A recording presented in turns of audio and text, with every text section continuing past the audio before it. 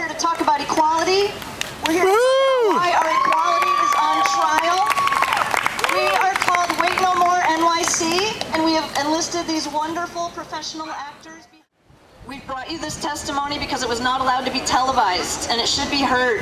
We've brought you this testimony because although Prop 8 was declared unconstitutional on August 4th, it is currently on appeal. We've brought you this testimony because gay marriage is not legal here in New York.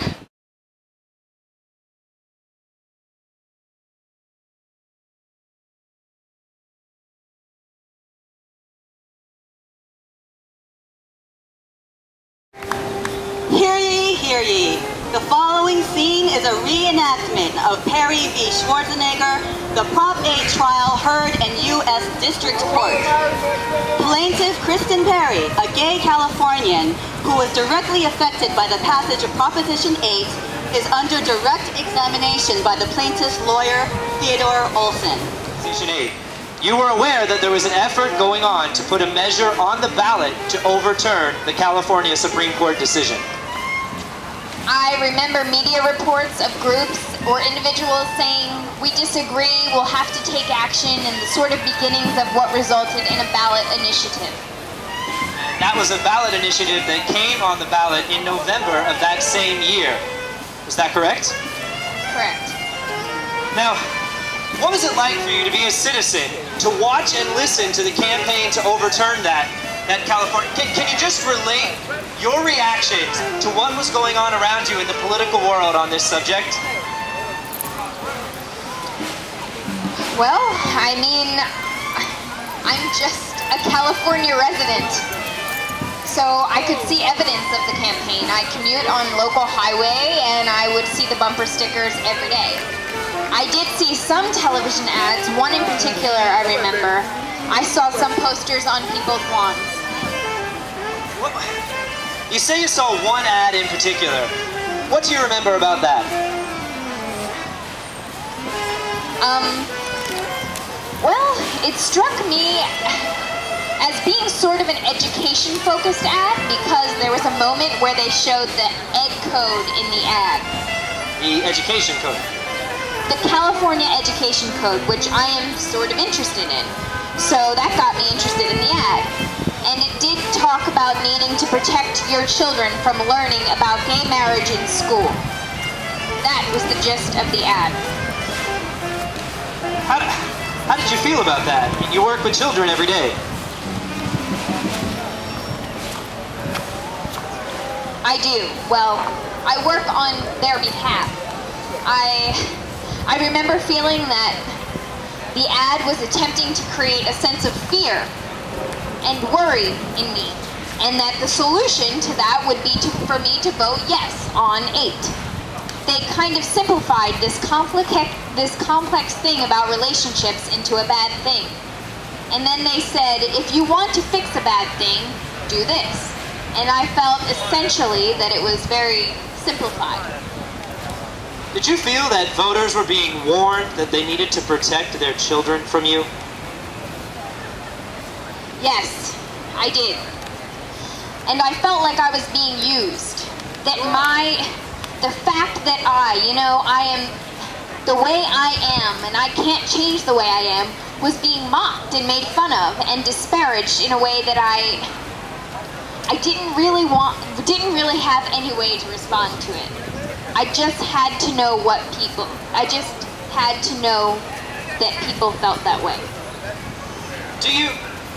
As you go through life every day, do you feel that the other effects of discrimination on the basis of your sexual orientation? Every day. Tell us a little about that. Well, when I was an adolescent and beginning to become more and more aware of my sexuality, I struggled to feel like everybody else, to look and feel like everybody else, and for it to even be a struggle in the first place was hard. And then I was well aware of the comments and jokes that were circulating through my school at the time, and some of them were directed at me. As I got older and clearer about who I was, and I could say I was a lesbian out loud, that could be met at times with criticism or skepticism. And what I wanted to say about me and being out is, you know, I go to great lengths to not have this happen. I don't want to draw people's criticism. In fact, quite the opposite. I really just want people to like me.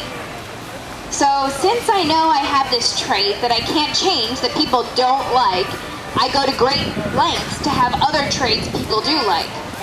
So I put a significant amount of time and energy into about being likable, so that when the discriminatory things happen, I can turn it around. And I have to decide every day if I want to come out, everywhere I go, and take the chance that somebody will have a hostile reaction to my sexuality, or just go there and buy the microwave we went to buy there without having to go through that again. And the decision every day to come out or not come out, at work, at home, at PTA, at music, at soccer, it's exhausting. So much of the time, I just choose to do as much of that as I can handle doing in any given day. Was coming out something that took a long time for you to do? Was it difficult? For me, it was sort of gradual, but probably not so long. I think probably by the time I was 18 or 19, I did know that I was able to talk to myself about that, and then I could tell other people over the next few years. But it is what you hear often. Often hear lesbians and gays say. I feel like once I realized that about myself, then I could say, I think I have been gay from the beginning. But it was a gradual process at first. You had to explain this to your children? Yes. And was that difficult? Well, they don't know me any other way. So, you know, it's different probably if you were living as a heterosexual person, but for me, I have always been their mom, and their entire lives I have been out, so... Have you and Sandy entered into a registered domestic partnership in California? Yes. Tell us when you did that. That was August 2004. And was that easy to do? Does California make it simple? Yes, it was, I think it was just a form. That you submit to the state? That we completed it. I think we had to have it notarized and we mailed it in. What does domestic partnership mean to you compared to marriage? Well, we are registered domestic partners based on legal advice that we received for creating an estate plan. So we saw a lawyer who works with couples on those things, and we completed a number of forms. Adorable power of attorney, last will and testament, and she recommended we also do the domestic partnership agreement at the same time. So there were just a number of those kinds of documents that we completed. Is it as good as marriage? Well, to me, they are not the same thing at all.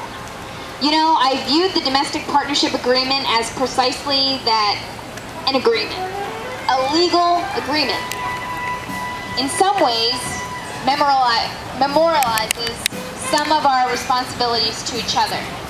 But it isn't the same thing as a celebration or something we don't remember the day it happened or invite people over on that day. We just did that as part of the things we did as a couple to protect ourselves since we can't get married. One of the issues that the court is going to have to deal with is, how is that domestic partnership relationship different to you than marriage? And why is it that you want marriage so much when you have this opportunity? Well, I don't have access to the words that describe my relationship right now. I am a 45-year-old woman. I have been in love with a woman for 10 years, and I don't have a word to tell anybody about that. I don't have a word. Would the word do it? Well, Why would everybody be getting married if it didn't do anything? I think it must do something. It appears to be really important to people, and I would really like to use the word too, because it symbolizes maybe the most important decision you make as an adult. Who you choose. No one does it for you. You choose them over everybody else, and you want to feel that it's going to stick, and that you will have the protection and the support and the inclusion that comes from letting other people know that you feel that way. Do you think it would matter in your neighborhood, in your community, that you would be able to say that you and Sandy were married? Would it cause people to treat you differently? I think it would be an enormous relief to our friends who are married. Our straight, heterosexual friends that are married almost view us in a way that, I know they love us, but I think they feel sorry for us. And I can't stand it. They have a word and they belong to this institution, this group. And I can think of a time recently when I went with Sandy happily to a football game at the high school where our two kids go. And we went up on the bleachers, and we were greeted with these smiling faces of other parents sitting there waiting for the game to start. And I was so acutely aware that I thought, they are all married, and I'm not. Sounds to me like your heterosexual friends don't feel threatened if you were to get married. That same-sex marriage doesn't sound like it threatens them. No. The friends we have, I think, would feel better about their marriages if we could be married too. They would feel like they get to help support our family in a way that is familiar to them, makes sense to them. Right now, they are a little bit unsure, just like we are, of what we all should be doing because we are outside of any sort of tradition. You have heard the argument, I think, probably in various different places, that allowing you to get married to a person of the same sex would damage the institution, the traditional institution of marriage. Do you agree with that? Objection, Your Honor. Calls for expert. Sustained.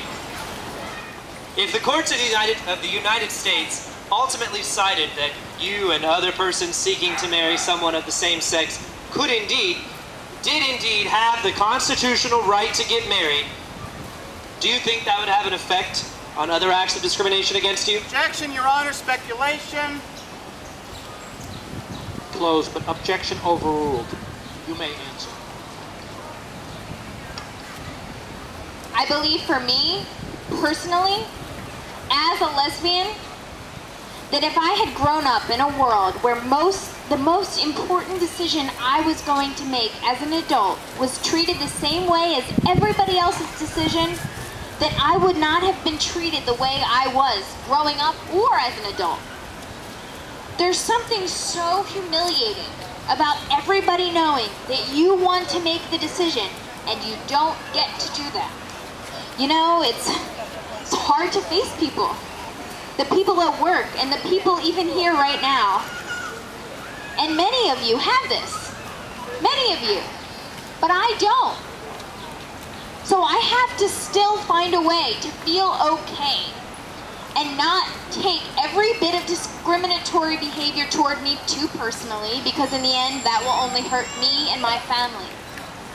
So if Prop 8 were undone and kids like me growing up in Bakersfield right now could never know what this felt like, then I assume that their entire lives would be on a higher arc. They would live with a higher sense of themselves that would improve the quality of their entire life.